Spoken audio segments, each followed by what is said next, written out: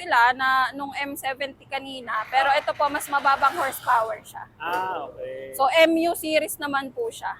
MU series. Pero same lang din naman sila ng ano ma'am, no? Yung parang Panggamit din po sa... panggamit.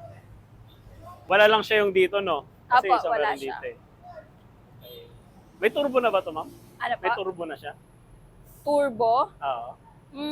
Di ko po sure na may turbo ito. Yung ano. Pero siguro ano to. Sige ma'am, next po tayo. Ayan po, may attachment po siya na kasaba. Ito Kasaba pag planter. So, pantanim po siya ng kamoting kahoy. kamoting kahoy. Oo. Kasama na niyang implement ma'am, no? Kasama na niyang implement. Separate din po Separate. siya. Pero pwedeng ano. Pwede po siyang installan ng Instalan. implements. Mga kubota, mga kakit. Ayan naman po, this rotary hammer.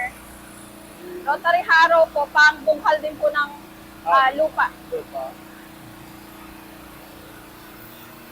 Tapos itong bago ma'am? L52.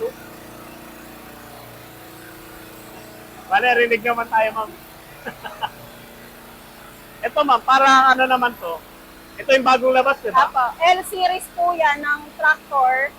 52 horsepower po siya. So, bagong-bago po yan sa market. Oh, exclusive lang sa Pilipinas, oh. Yan, bago nila, bagong labas nila.